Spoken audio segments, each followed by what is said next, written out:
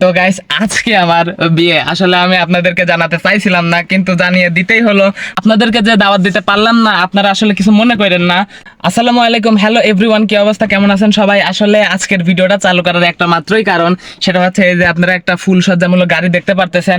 এটা কিসের জন্য কাকা কও তো? আসলে আজকে একটা বিয়ে আমাদের বাড়িতে। বিয়েটা কার? আপনার। তো গাইস, আজকে আমার বিয়ে। আসলে আমি আপনাদেরকে জানাতে চাইছিলাম না, কিন্তু জানিয়ে দিতেই হলো।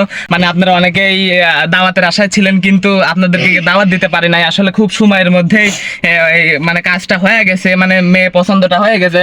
তো ভিডিওটা অন করার একটা মাত্রই কারণ যে আপনারা আমার পরিচিত অনেক ভাই বন্ধু আছেন, আপনারা আসলে আপনাদেরকে কাউকে দাওয়াত দিতে পারি না। আসলে খুব অল্প সময়ের মধ্যে মানে কি আর বলবো, আপনারা সবাই বুঝতেই পারতেছেন যে আমি একটা স্টোরিও দিতে পারি নাই।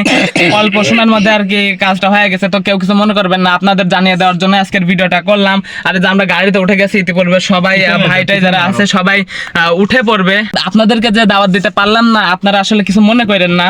তো এটা আমি জানি যে এখানে অনেক মেয়েরই মন ভেঙে যাবে। আসলে অনেক মেয়েই আমাকে পছন্দ করতো। তো কিছু করার নাই, আসলে এটা আর কি খুব হঠাৎ করে হয়ে গেছে। সেজন্য আমি আপনাদের কাছে দুঃখিত, সরি জানি, মানে ক্ষমা চেয়ে নিচ্ছি যে আমি আপনাদেরকে দাওয়াত দিতে পারি নাই সেজন্য। তো কেউ কিছু মনে করেন না, আমার জন্য দোয়া করেন। সামনের জীবনটা যেন আমার অনেক সুন্দর হয়, সেজন্য দোয়া করেন। তো আমার এই যে আমার ভাতিজা আজকে আমার সাথে যাবে। কাকা কিছু বলো।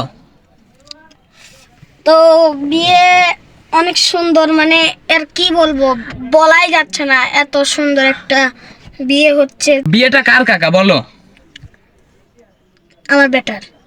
তো গাইস, আপনারা এখনো অনেকে বিশ্বাস যাচ্ছে না যে আমার বিয়ে, কিন্তু আপনারা এই যে আমার ভাতিজা নিজে বলে দিল।